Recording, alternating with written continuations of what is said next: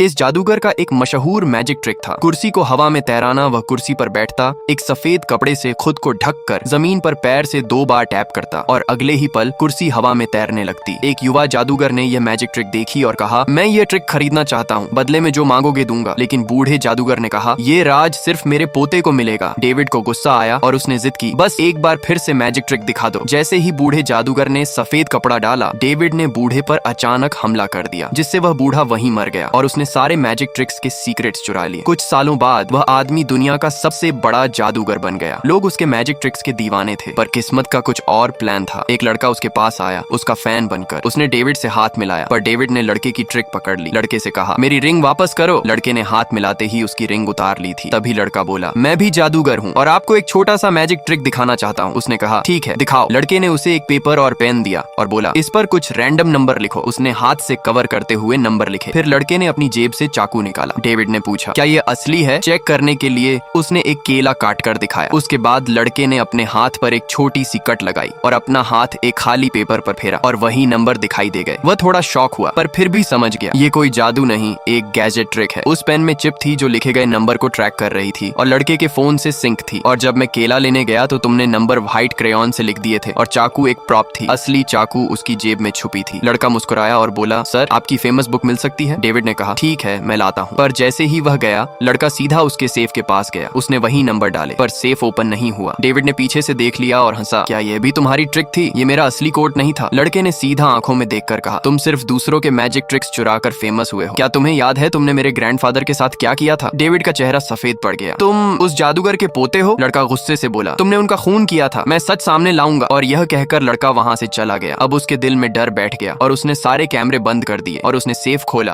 और सारे सीक्रेट्स को जला दिया। उसे लगा इससे वह बच जाएगा। पर अगले ही दिन पुलिस उसके घर आई इन्वेस्टिगेशन के लिए। पुलिस ने बताया कि उसकी पत्नी की हत्या हो चुकी है और उन्हें डेविड पर शक है, इसलिए उन्होंने सीसीटीवी फुटेज मांगा। पर डेविड ने खुद ही सब कैमरे बंद किए हुए थे। पुलिस ने कहा, सेफ खोलकर चेक कराओ। जब डेविड ने कोट डाला, उसका रंग उड़ गया। अंदर वही चाकू पड़ा था जो कल उस लड़के के पास थी। उसे याद आया, कल जब उसने उस लड़के से हाथ मिलाया था, लड़के ने रिंग बदल दी थी। उस रिंग में ट्रैकर चिप थी। जब डेविड ने सेफ खोला था तो सेफ का कोड रिकॉर्ड हो गया था और वह चाकू जो डेविड ने लड़के की पॉकेट से निकाली थी, उस पर डेविड के फिंगरप्रिंट्स थे और अब उस चाकू पर उसकी पत्नी का खून लगा था। लड़के ने अपना परफेक्ट प्लान चलाया, अपने दादा का बदला पूरा कर दिया।